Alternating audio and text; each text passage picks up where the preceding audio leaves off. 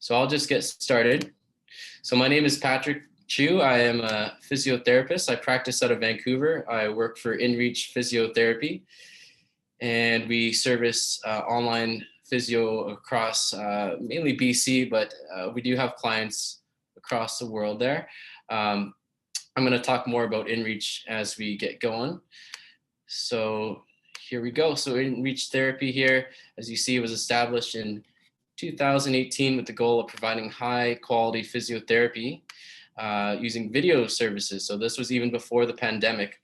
Originally, the founders, Chris and Aaron, who I went to school with, Chris is on this call actually, decided to start this to service the rural and remote areas or people who prefer not to leave the comfort of their home. And there's still quite a bit that we can do to help people get better through getting a thorough history, checking out movements through your webcam, and treatment is mainly through education and advice and exercise. So we've seen a lot of improvements without the hands-on treatment. So our team, we offer a wide variety of physio services, specializations such as acute injuries, healthy aging like osteoarthritis and osteoporosis, neuro rehab, pelvic health, concussion rehab, cancer rehab, and my passion is more for the chronic pain population. So we offer online booking, same day and same week appointments. We do direct billing. So if you have some extended benefits such as Blue Cross, Manulife, Green Shield, we can put that through just to make the payment process a little easier there. No doctor referrals are needed, although we do work with several medical clinics throughout BC, such as the ones listed there. And we offer a free 15-minute complimentary session. So if you're unsure, you're not really sure if it's a good fit for you, we'd be happy to just discuss how the session would go and answer any of your questions. You can book online or reach us through email at inreachphysio@gmail.com.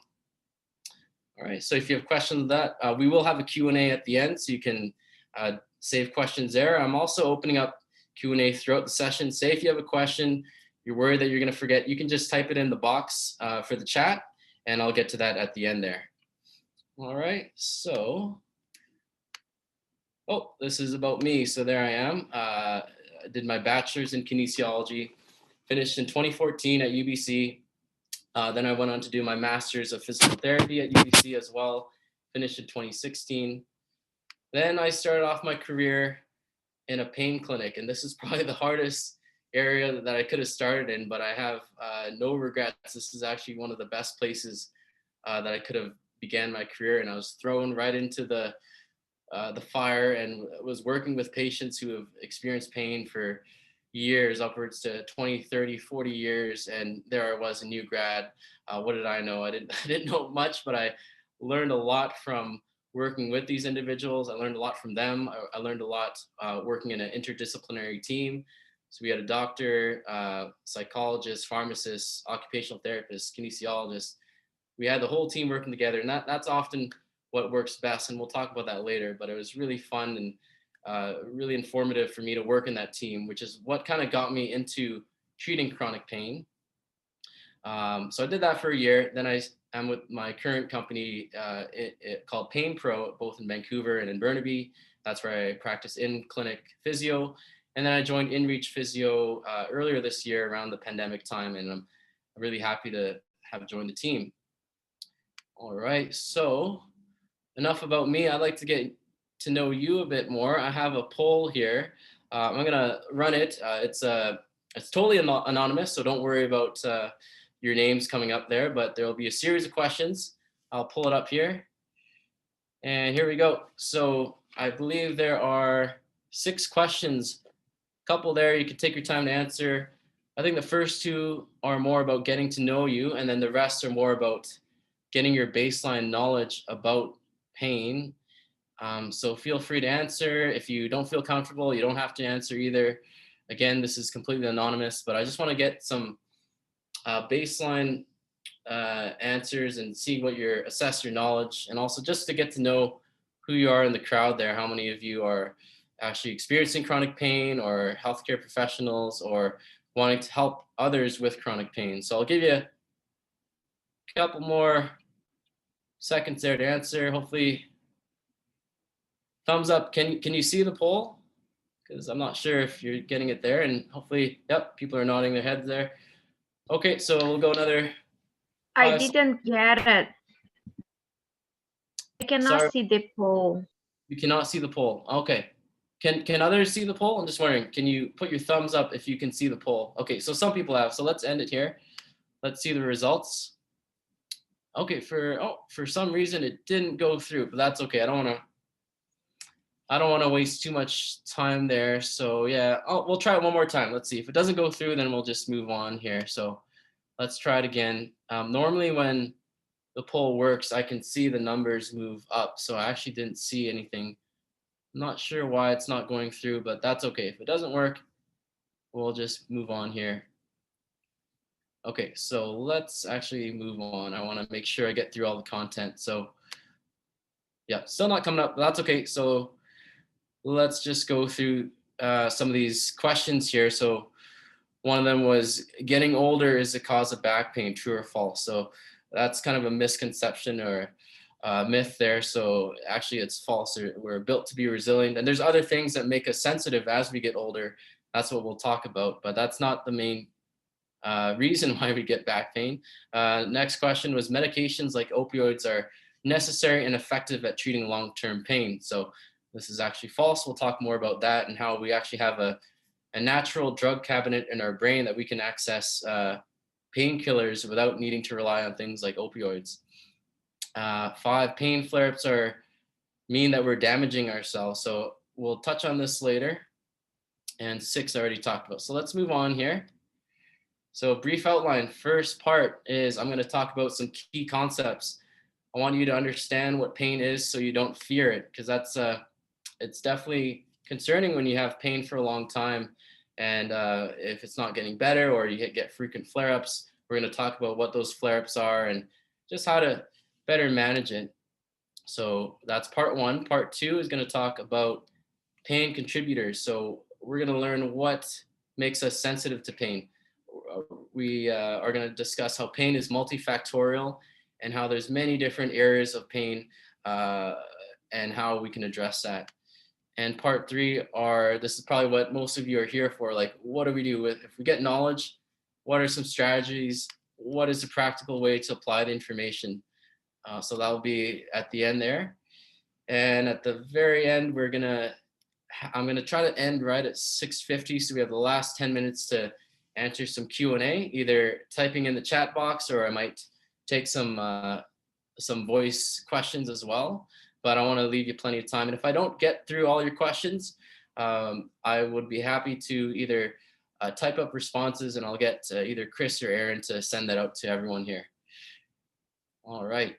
If you have any burning questions along the way, feel free to type in the chat box. I know I'm talking fast, so it's mainly because I want to get through a lot of content here. So we will begin with I believe this is our video slide. So we're gonna listen to the first 2 minutes here. Give me a thumbs up if you're able to hear that. Pain is a universal human experience. We now know that pain is 100% of the time produced by the brain.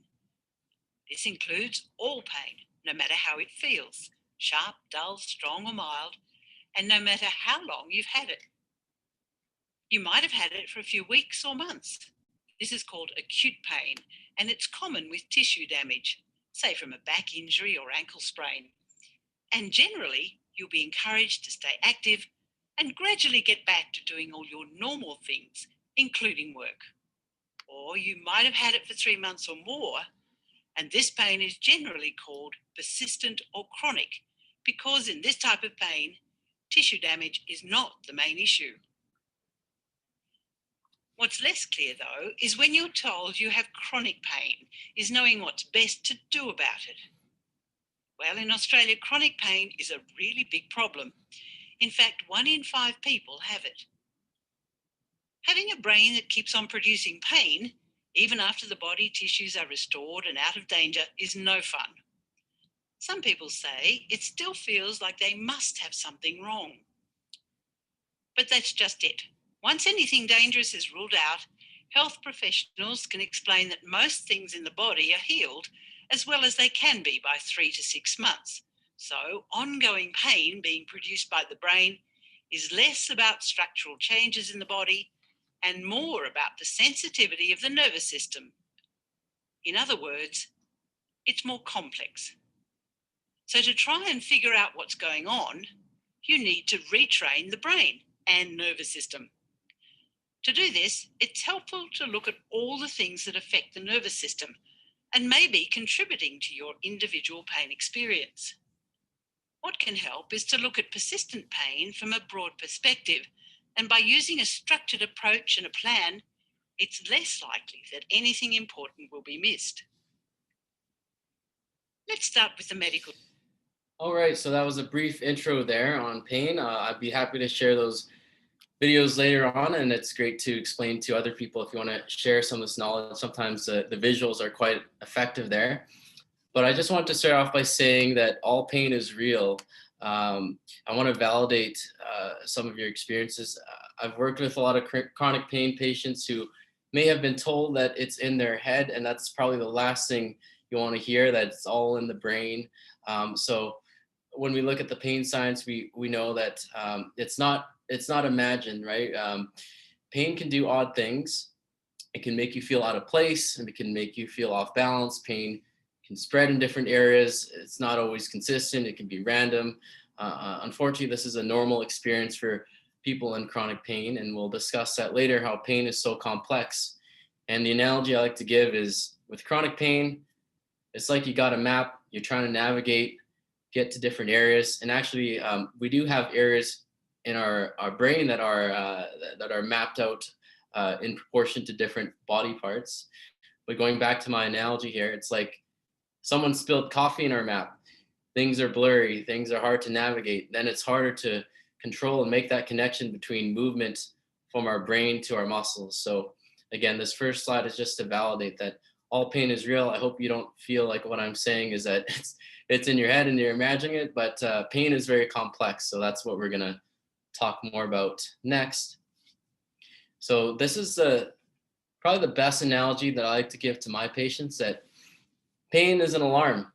Pain is a good thing. It's meant to protect us. If we were to put our hand close to a stovetop, we start to feel the heat, and thankfully we feel pain because we'll pull our hand away. If we didn't, we'd probably end up with some burns.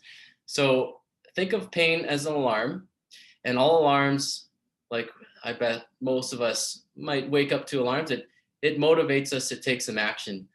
So in the same way, that's what pain does. It's a instigator for us to do something different. So we can think of pain as the fire alarm in our brain. However, we have to consider something about alarms. Number one, do smoke alarms always tell us if there is a fire? Also, number two, can alarms get more sensitive over time? How many times have you experienced a false fire alarm? I'm sure all of us have, right? Do alarms tell us exactly what the problem is? So with the fire alarm, does it tell us exactly where that fire is? And lastly, here, can alarms go off for no apparent reason?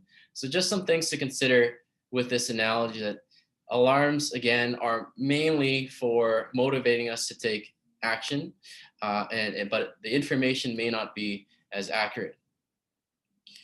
So this leads on to my second point. The video briefly alluded to this, that pain is actually poorly related to tissue damage. And there's tons of examples of this. One is, how many of us have had a rock in the shoe? If you live in BC, maybe you've been out hiking, and when a rock gets in that shoe, it can be very painful. You take it out, you look at the foot, probably no bleeding, no bruises. So probably there's more nerve endings in our foot, and maybe that's why it's quite painful. But again, poorly related to the actual tissue damage. So nothing was damaged by having the rock in the shoe there. Paper cut, right? We've probably all experienced that. That can hurt quite a bit. However, we know that those tend to heal quite quickly. On the other end of the spectrum, we can have quite severe injuries. I've had a number of these myself, dislocations.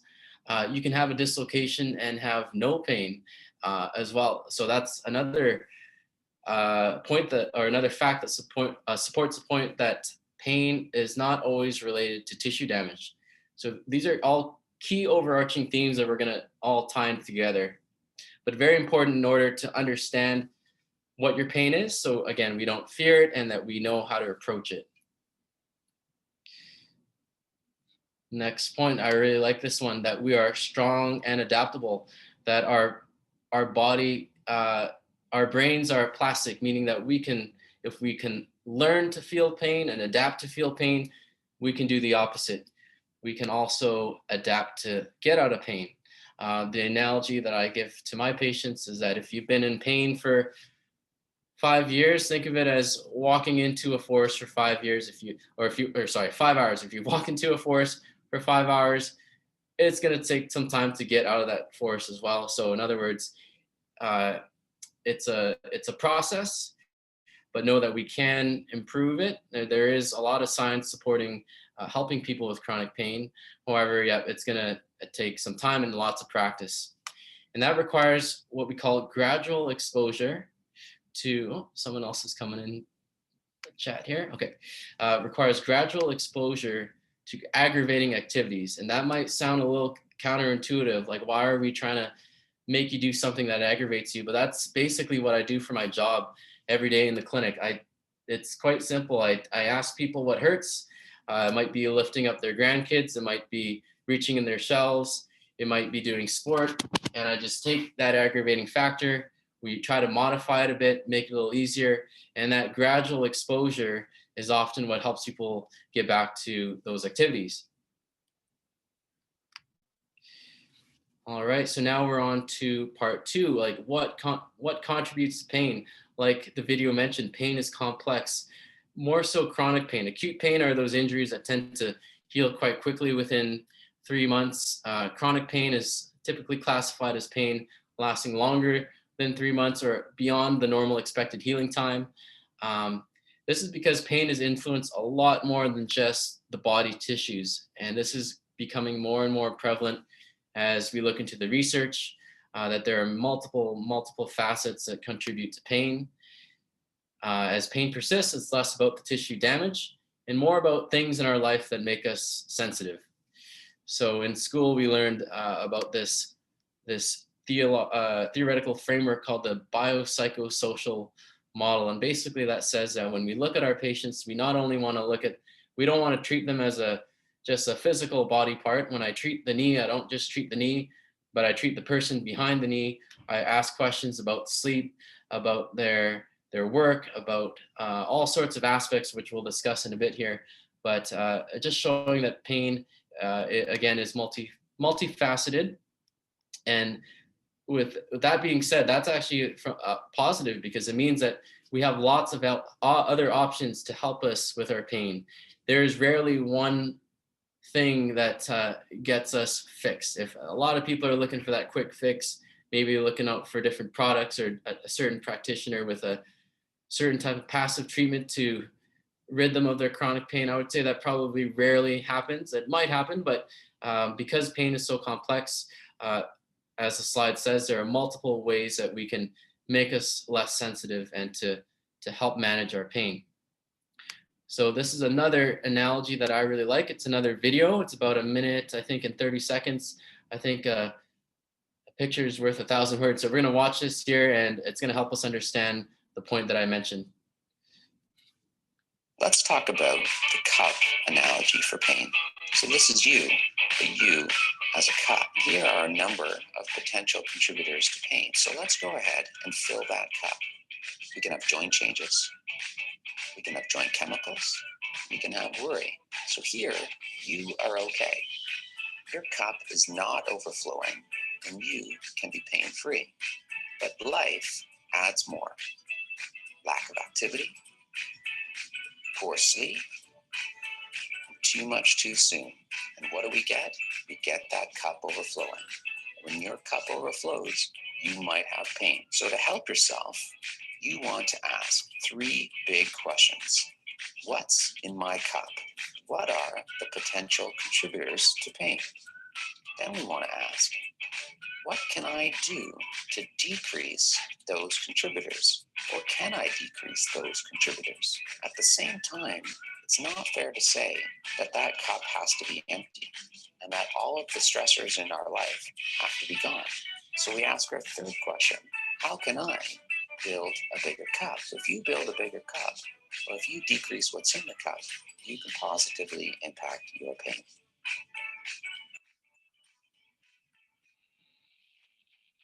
Let's talk about Okay, so next slide there. All right, so I really like that analogy because it helps us realize that it's not just one thing that makes our cup overflow. Some examples in that cup were poor sleep, maybe poor diet, maybe our beliefs about pain, maybe our inactivity, our sedentary lifestyle, and it goes on and on. So just knowing again that this is what we're going to talk about next, lifestyle factors, things that make us sensitive to pain or things that fill that cup. And when, again, that cup overflows, that's when we have that pain experience. Maybe we have a flare up. So we need to look at what's in our cup. So first of all, what is our physical activity levels? Sleep hygiene is another key factor. Sleep is a very crucial component of recovery. That's when our cells heal and regenerate. Diet, there's certain foods that cause inflammation that we may need to consider. Stress management is another big factor. I feel like a lot of you may know this already, but the mind-body connection is huge. And just knowing that I've in the chronic pain clinic that I worked at, this is actually one of the key factors that we worked on, just helping people manage their stress, and it often manifested in improved physical symptoms. Another example is social support.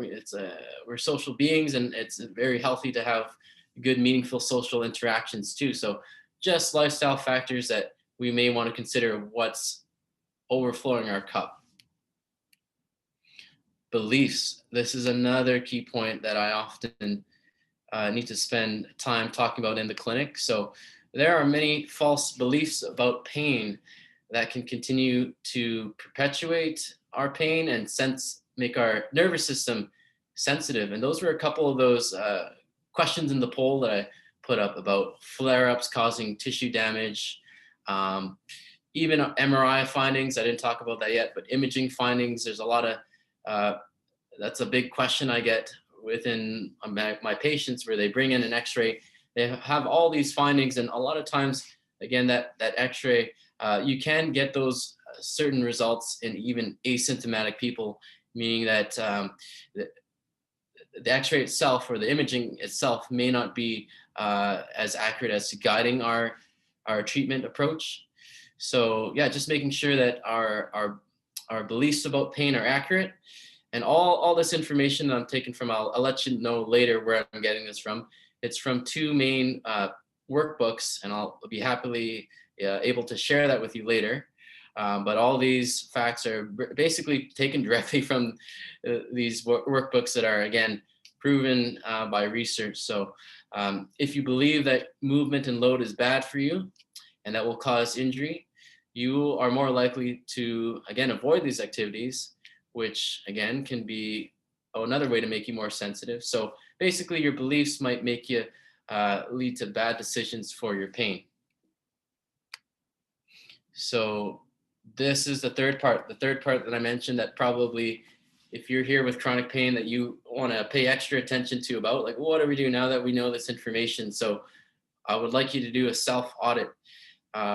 You can write this down, you can consider this on your own, but what is in your cup, right? So writing this down and seeing beliefs. Do you need to change the way you view pain? Are some of these concepts that I'm talking about, are they new, or do they challenge your beliefs? It's okay if you don't agree with it, but just seeing maybe if we are open to learning about what the research has to say about our pain, and how pain doesn't always equal tissue damage, that we can still be sore and safe. We'll talk a bit more about that later. But again, doing a self-audit about beliefs, doing a self-audit about your lifestyle, being honest about, is there any area in our life that you can control to be healthier? coping strategies, right? Do you find the balance between there? I see two types of patients often in the chronic pain situation. One is that they tend to avoid all the aggravating activities. So seeing, are you one of those patients that maybe need to be a little open to exposing yourself to more aggravating activities, or gradually, like I mentioned before, through graded exposure? Or are you the opposite? Are you one that persists too much? Are you doing too much? I often see a lot of these patients as well that maybe need to get their reins pulled back a bit to do a little less. So asking yourself, are my coping strategies the most efficient there? And then my last point here, emotional and psychological factors. Yeah, do you need to see some professional help, even having a therapist or a psychologist? These are actually very helpful for my patients in chronic pain. So just doing a nice self audit there is step one. Step two is setting goals. I love to get my clients to physically write out goals. That way they can hold themselves accountable. You can work with your therapist, physiotherapist, or whoever you're working with, your medical professionals, or if you don't have anyone on your team right now who is able to help you, we're more than happy to help you with at InReach Physio to set both short-term and long-term goals, and just knowing that they take baby steps. Now, I've thrown this term out already, graded exposure.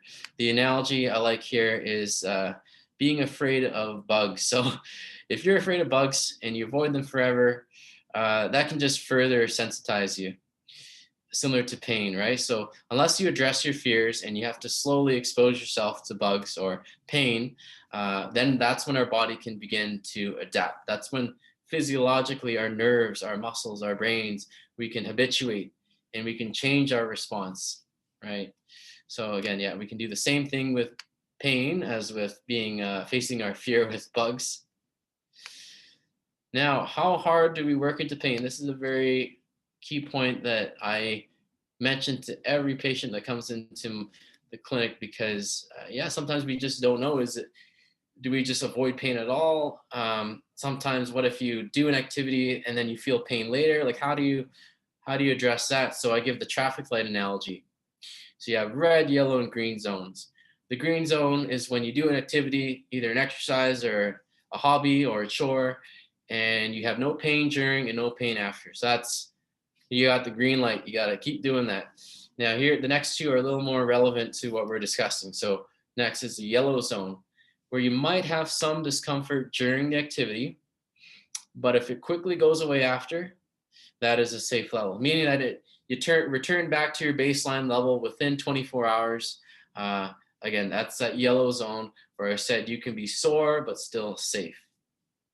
Now the red zone, this is oftentimes where a lot of people who are in chronic pain find yourselves in, where you have pain during the exercise or activity and it lasts over 24 hours.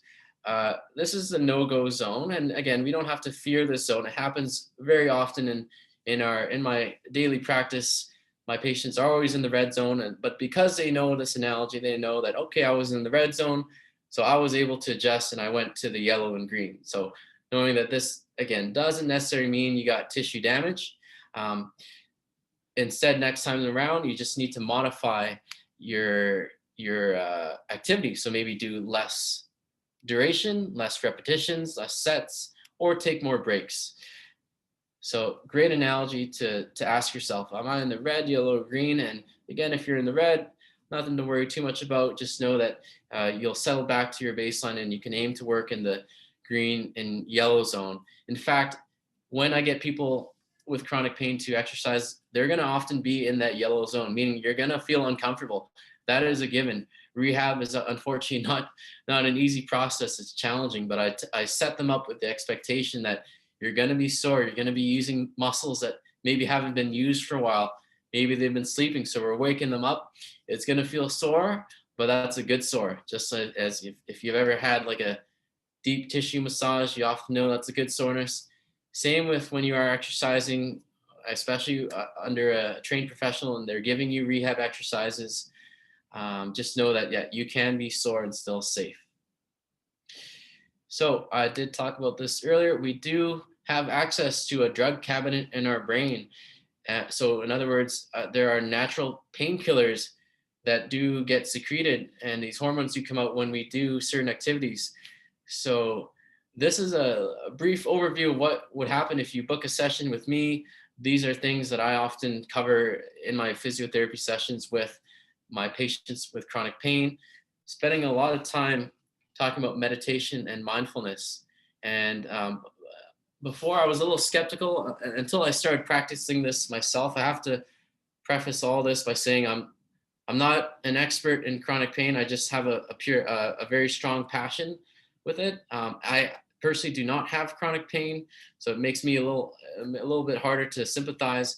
But I do practice meditation and mindfulness on a daily basis, and it does help me quite a bit. And I've seen it in my clinic where we're trying to treat a physical symptom, but we do things like breathing exercises, visualizations, positive affirmations. I've gotten people doing Tai Chi and yoga, and that works really well.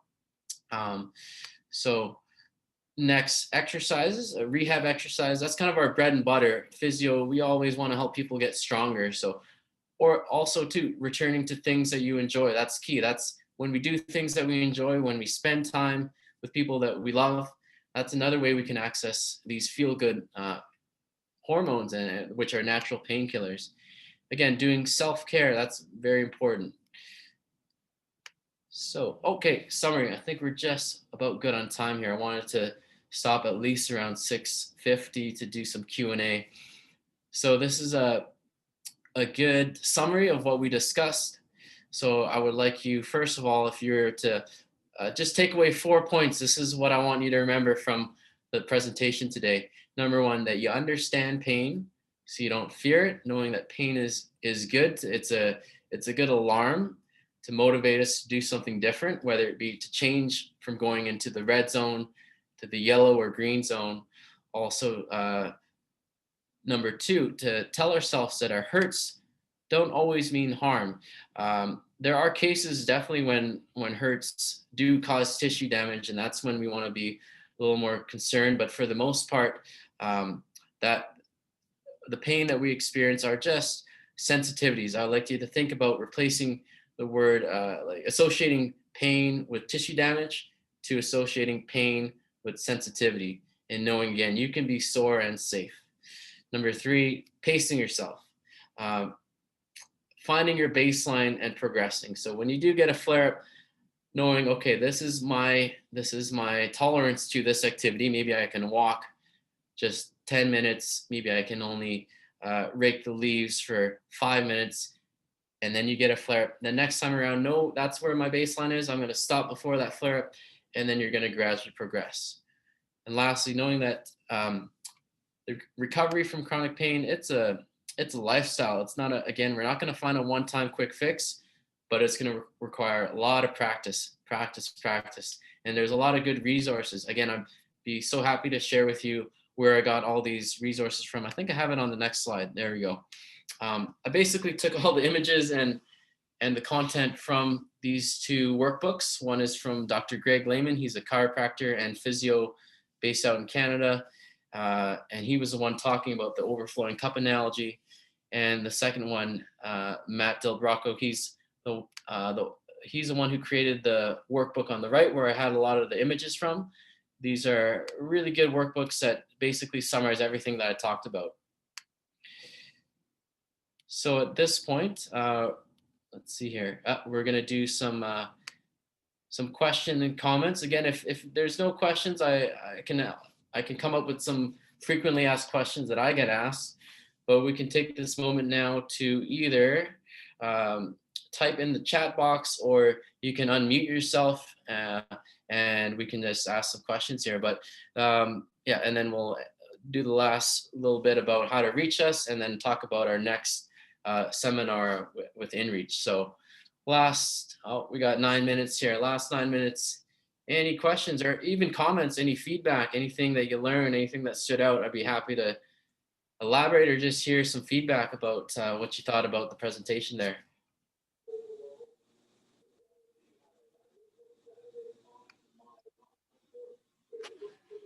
Don't be shy.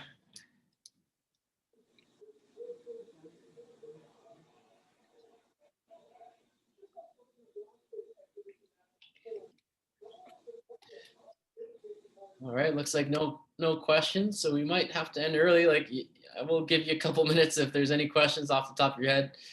Oh, okay. There's a question. Would you go over the alarms again? You like that analogy. All right, so let's head on back all the way back here. So yeah, if you're trying to explain pain to someone, say like this is something I challenge you to do, because explaining concepts to other people is a great way to reinforce knowledge. So yeah, maybe with a family member, a friend, if they ask you what you learned today, yeah, talk about this alarm system analogy and how pain is an alarm meant to protect us. Again, pain is great. It's what we've learned as we have evolved to protect us from danger. So think of that as a fire or smoke alarm. Again, all alarms are designed to motivate us to take action, to do something different. So in the same way, pain is like, think of it as a fire alarm. And I like the fire alarm example because it may not tell us exactly what is going on. Again, it's just motivating us to take action, but it doesn't tell us exactly the location of the pain. Um, it doesn't tell us the intensity of the pain, right? Certain alarms can get more sensitive. Sometimes you might heat something up, and this happened the other day, heat something up in the microwave, create some smoke, fire alarm goes off. Again, that doesn't mean there's a fire. Maybe there's just some smoke there. So it provides us some information, but again, it doesn't necessarily mean there's tissue damage. It doesn't necessarily tell us what exactly is going on, but it's a signal, right? It should be a reminder that we need to move. We need to do something different. So I give the analogy that if we're hungry, right, that's a signal that we need to eat. If we're thirsty, I was doing a lot of drinking today because I've been talking a lot. It's a reminder we need to drink. If you feel pain, that should be a reminder that you need to do something different. A lot of times that's more about movement, and that's oftentimes the active approaches versus passive approaches to treatment is best for treatment of chronic pain. So, oh, thanks for the feedback. I'm glad that you all liked it there. What is your approach to RA, rheumatoid arthritis? So that's more of a inflammatory arthritis in multiple joints. Again, I always like to do a personalized approach. So if we were to have a session, yeah, there's no cookie cutter approach for any condition. I always say that there's no one treatment fix all. So especially with chronic pain, more so. Then I would ask questions about your lifestyle. Again, asking about diet, sleep, social interactions. What is your activity level? So I like to take a very holistic approach. Yeah, it's almost over. I would also like to figure out what your goals are. Sorry, that's another point I forgot to mention. Like, if you were say to book an appointment with me, I would say, what are your goals? And I would love to help you reach those goals. So my approach would be, take a meaningful activity. Is it playing with your grandkids? Is it getting out to play some tennis? Is it swimming? Is it, what is that? And then I would, again, help you get and do some gradual exposure to that. So breaking it down, what are the movements for lifting up your grandkids? What are the movements for swimming? What are ways that we can retrain the brain to get your body comfortable, to be less sensitive?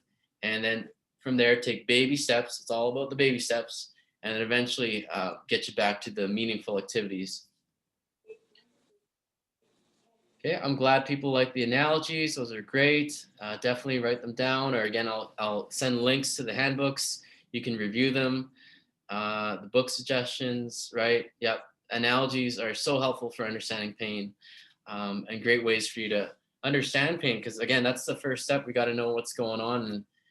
And I didn't make these analogies up. These are from some of the top professionals in our field here. So they've definitely validated these analogies here. So we got about 4 minutes left. Any other questions? Otherwise, I will have to end with a couple more things here. Patrick, So, can you hear me? yep, I can hear you. Patrick, tell me, who's your kind of your mentor in the pain science realm for physio? Who do you look up to? Great question there. Are you a physio yourself, or just Trying wanna- to be, not quite there. Yeah. Okay. There's a number of people I looked up to. So Greg Lehman, again, that's the guy that I got the workbook from. I've attended his course. I listened to his podcasts. There's a lot of good podcasts out there, by the way, if you're interested. My main guy, Adam Meek, is not so much pain science, but he does often confront and challenge a lot of views about pain that maybe people have commonly accepted, and basically making us think differently, changing our perspective. So he's another one. Who else do I like? There's a ton. Baram Jam, he's a physio based out of Toronto. He's great. And this list you'll see in this handbook that I will send out, there's a list of people on there. Todd Hargrove, I can go on and on, but mainly I would say Greg Lehman is my go-to guy. There's Neil Pearson as well. He's also based out of Canada, has a lot of good content.